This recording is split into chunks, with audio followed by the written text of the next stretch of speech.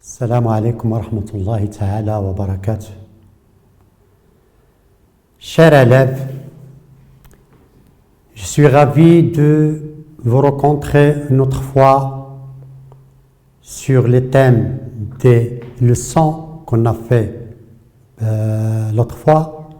Et maintenant, je passe à faire des exercices concernant la leçon de translation et les vecteurs.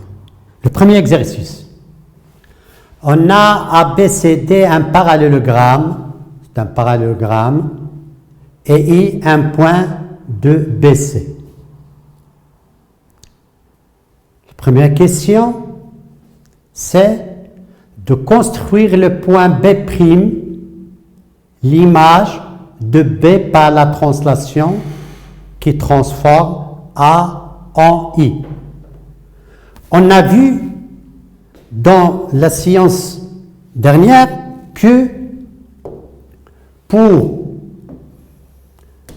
on a B', l'image, on a B', l'image de B par la translation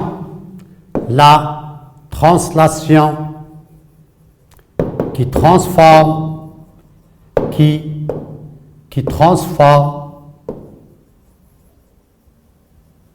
A en I signifie quoi? On a vu, signifie que le quadrilatère obtenu est un parallélogramme. Signifie que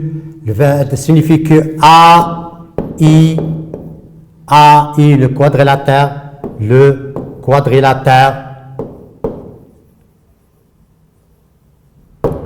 AI, B', donc on a AI est égal AI, B', est un parallélogramme.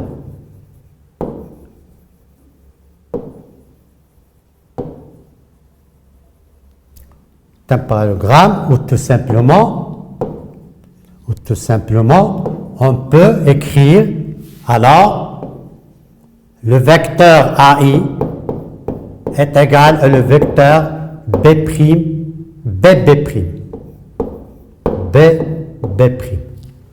Donc on revient à notre figure, on a le vecteur AI est égal à B'. Donc, on va compléter le parallélogramme. On va construire le parallélogramme. Donc, même distance. On va faire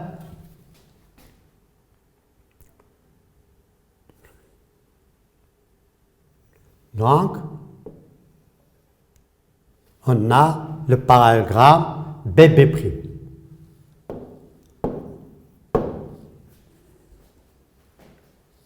Donc, le vecteur AI est égal à B'. Donc, le quadrilatère I est un parallélogramme. Ce qu'on a fait, AI, B' est un parallélogramme. AI, B' est un parallélogramme. La deuxième question, c'est pour bien assimiler la notion de la translation. Quelle est l'image de point D? Donc on efface ici. Quelle est l'image de point D par la translation qui transforme de vecteur AB? Voilà, le vecteur AB. On fait une flèche pour bien assimiler le sens du vecteur. Donc, quelle est l'image? J'efface ici pour bien expliquer ici. Donc, on va voir l'image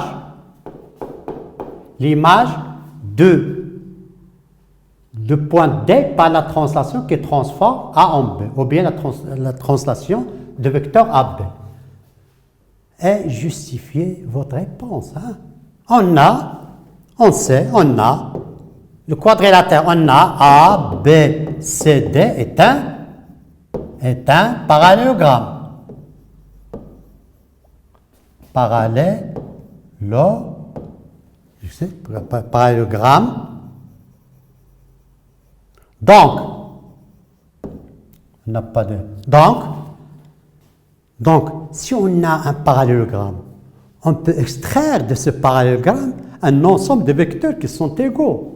Donc, on va extraire de ce parallélogramme un vecteur qui est égal à AB. Ce vecteur, on a donc AB égale à DC. Et puisque AB est égal à DC, donc, d'où qu'il est l'image du point D, c'est le point C. Donc, C est l'image de D par sa translation. Cette translation. Qu'est-ce que c'est cette translation? Ça veut dire la translation qui transforme A en B. On passe à la troisième, c'est deuxièmement. On passe à la troisième. Quelle est l'image du point I? Voilà le point I. Par la translation de vecteur AB. Donc, on a obligé de chercher un vecteur dans la figure qui est égal au vecteur AB et dans l'origine le point I. Qui est ce vecteur? On sait. On passe ici. On regarde. On sait que, on sait, troisièmement, donc on va chercher le point qui est l'image du point I par la translation qui transforme A en B. On sait que, tout simplement, on sait que A, B, B', I est un parallélogramme.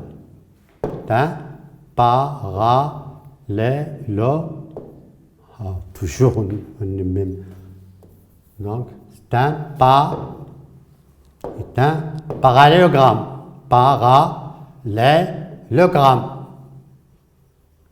C'est un mot long, parallélogramme. Donc, on va chercher un vecteur qui est égal au vecteur AB et dans l'origine II. Donc, AB est égal à I, B'. Ça veut dire quoi? Ça veut dire que l'image de I, c'est B'. Donc, d'où B' est l'image de I par la translation de vecteur AB. Et ainsi, on a achevé le premier exercice. On passe au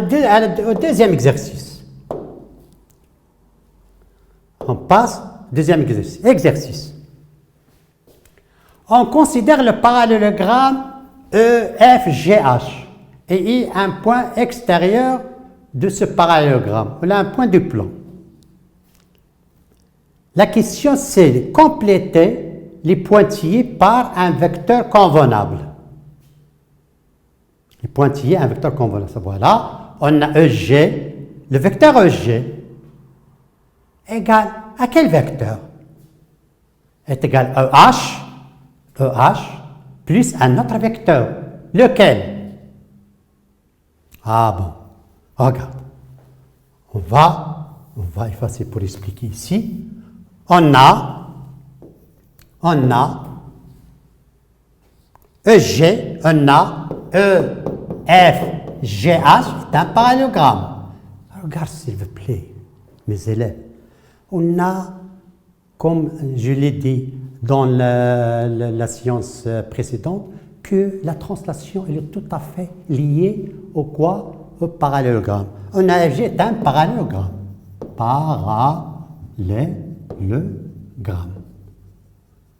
Donc on sait que si on a un parallélogramme, donc le vecteur EG, donc le vecteur EG, il donne quoi? Est égal déjà est égal à EH plus quoi? Le vecteur, le deuxième vecteur. Donc EG est égal à EH, est égal à EH, le vecteur EH plus EF. C'est la somme de deux vecteurs qu'on a vus dans la séance précédente. Donc, lorsqu'on a un parallélogramme, donc le vecteur qui est la diagonale, à peu près la diagonale, ça sera la somme des deux vecteurs, de l'autre vecteur. Deuxièmement, construire le point J tel que FJ est égal à FI plus FJ. Donc, on est arrivé à construire la somme, le point J, qui est égal, le vecteur FJ est égal à la somme de deux vecteurs. Et on a vu l'autre fois que si on a un triangle, exemple un triangle ABC, si on veut construire AM est égal à AB plus AC, qu'est-ce qu'on fait? On complète le parallélogramme. Le parallélogramme ici, et le vecteur AM, c'est celui-ci. Donc AM est égal au vecteur AM est égal au vecteur AB plus vecteur AC. Donc, pour construire EF, on va compléter le parallélogramme. Tout simplement, on va compléter le parallélogramme ici, je pense. Ouais. Et on complète. Donc, c'est le point F. Donc, le vecteur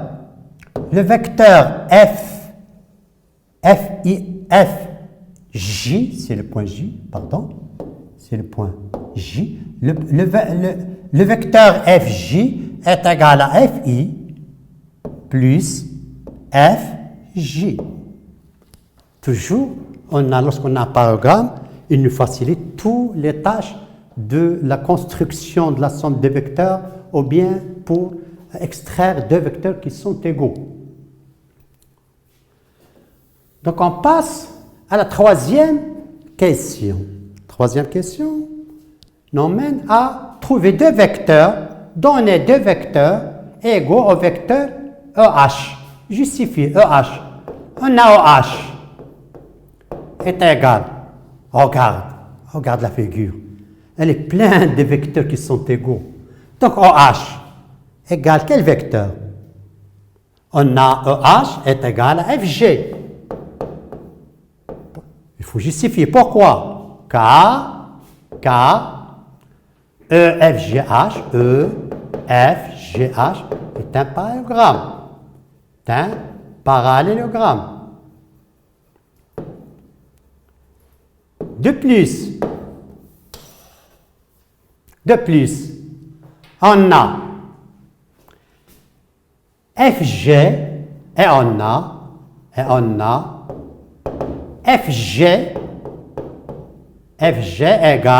FG est égal à IJ.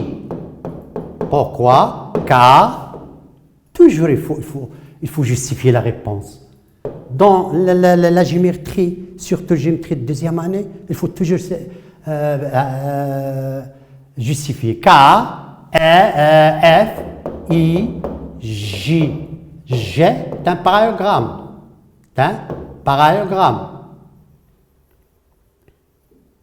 D'où on note 1, la relation 2, de 1 et 2, on conclut de 1 et 2, on déduit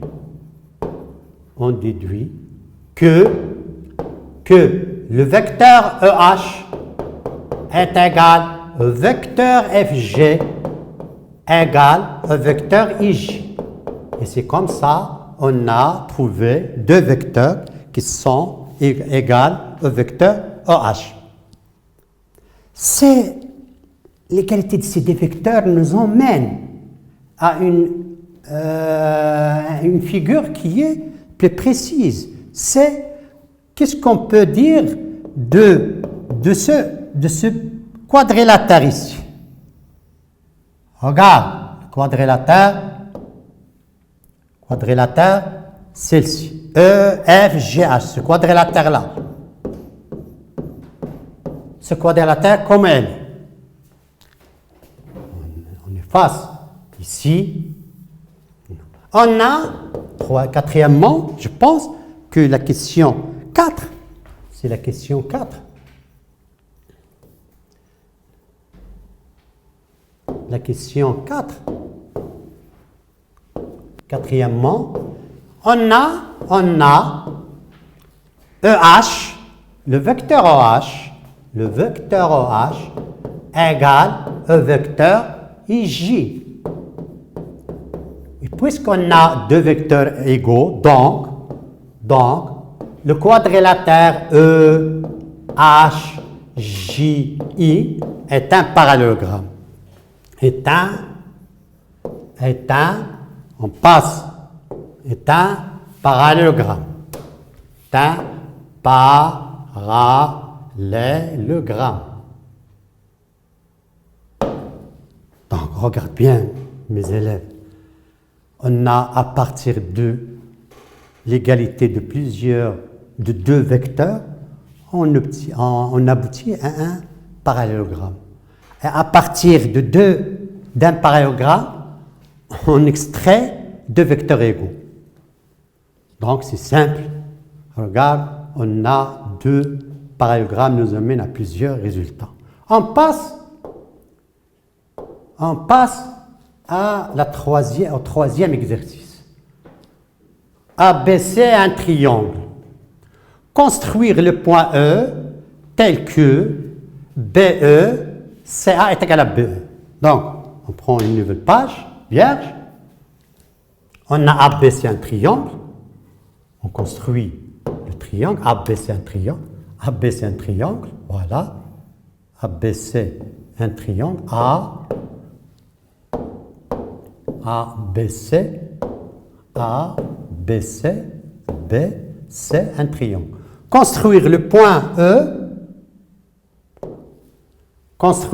tel que CA est égal à BE. CA est égal à BE. CA est égal à BE. Le vecteur CA est égal au vecteur BE. Ça veut dire quoi? Ça veut dire que, donc, le quadrilatère CA, donc, premier vecteur, on conserve l'ordre. Deuxième, on renverse le CA, E, B est un parallélogramme.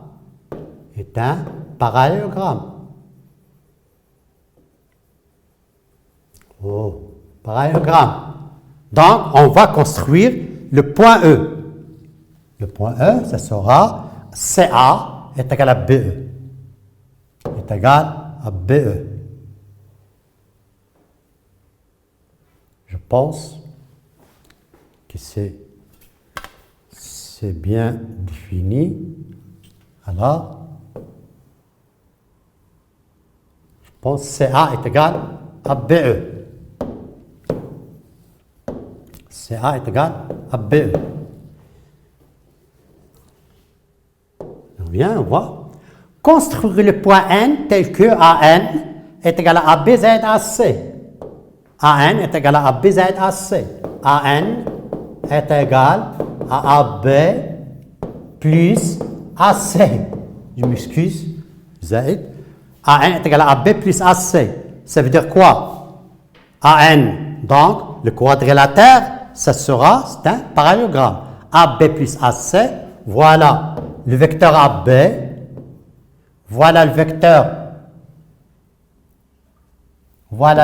AB, le vecteur AC, donc on va compléter le parallélogramme. Donc le parallélogramme, ça sera ici.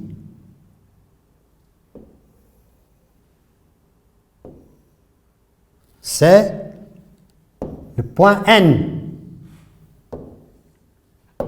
Donc le point N. On passe à l'autre question. C'est montrer que B est milieu de EN. Montrer que B est milieu de EN. On a, deuxièmement, on montre on montre que B milieu de EN. Donc tout simplement, on a BE, le vecteur BE est égal au vecteur CA. Car, pourquoi le vecteur BE est égal au vecteur CA? Car ACBE est un parallélogramme. Parallélogramme.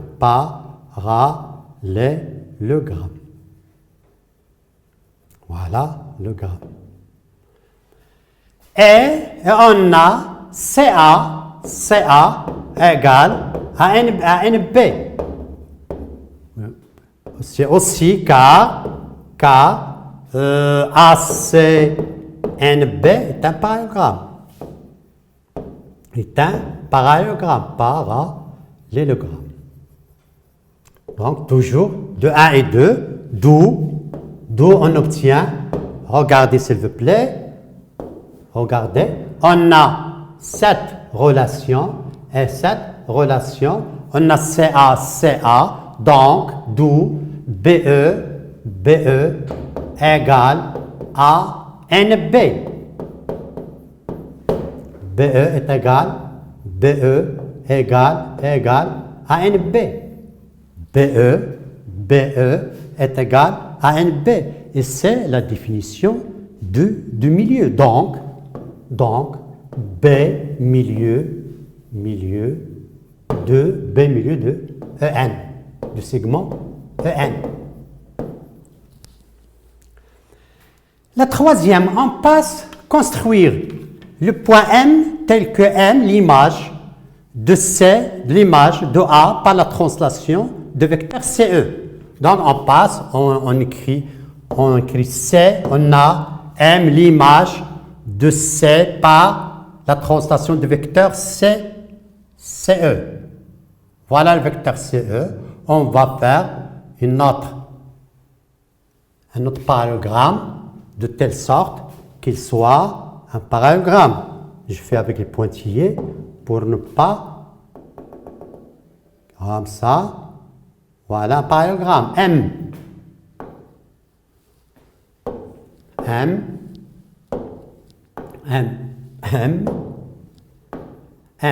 La question,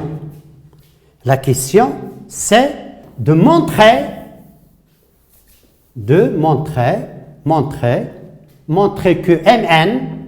MN, c'est la dernière question, j'écris, je pense que la question numéro 5, cinquièmement, montrer que MN est égal à 3AC. Et on est arrivé à une chose qui est nouveau, c'est qu'on a un vecteur est égal à un nombre rationnel fois un vecteur, ou bien un nombre relatif, n'est pas rationnel. Donc, vos classes de deuxième année, on est le produit d'un nombre relatif par un vecteur. Ce n'est pas un nombre relatif, ce n'est pas un nombre rationnel, mais un nombre relatif. Et jusqu'à l'année prochaine, Inch'Allah, vous allez voir le produit d'un vecteur avec un nombre réel, un nombre relatif ou bien un nombre réel, etc. On n'a pas. D'où on a ME égale à AC. ME est égal à AC car le quadrilatère est un parallélogramme. Et on a EB est égal à AC. Pourquoi? EB est égal à AC parce que le quadrilatère AEBC est un parallélogramme. Et on a BN est égal à AC. Regarde-moi. Tous ces vecteurs sont égaux à AC. Et on sait que le vecteur MN est égal au vecteur ME Le vecteur Mn est égal à Me plus EB plus Bn, qui est égal à AC plus AC plus AC, égal à 3 AC. Donc Mn est égal à 3 AC, donc le vecteur par un nombre relatif. On passe à quatrième exercice. Simplifie la relation suivante. On a AB plus CA, AB plus CA, AB. L'exercice, on a l'exercice 4 consiste, pour ne pas exercice 4, exercice 4, consiste à avoir la S égale à AB plus CA plus BC. On utilise la relation de Charles égale à AB plus BC plus CA. Relation de Charles avec le point B est égale à AC plus CA. Relation de Charles avec le point C est égale à AA, et on sait que AA est égal à le vecteur nul. La dernière est égale à AB moins DA plus CA moins CB. Donc, on est égal à AB moins DA, c'est égal à AD, on inverse, AD moins DA, on a est égal à AD, plus CA, et moins CB est égal à BC. Donc on rapproche AB, plus, ici c'est terminé par B, ici commence par B plus BC. Si c'est terminé par C, ici commence par C plus CA, plus AD, égale, relation de Charles avec le point B est égale à C. Relation de point avec le point A plus CA plus CD. Et relation de Charles avec le point C est égale à AD. Donc T est égal à AD. D'où, mes élèves, on a bien fait l'ensemble des exercices concernant la relation de Charles, concernant l'ensemble des vecteurs, concernant l'image, la translation, l'image d'un point par une translation bien définie. Donc, fais attention à ce que cette leçon est très importante pour l'avenir. Ce que la leçon de translation et de vecteur, c'est très indispensable. Allez, on s'arrête ici. Et au revoir. Et on va se rencontrer dans une autre séance de l'exercice de proportionnalité. Et merci.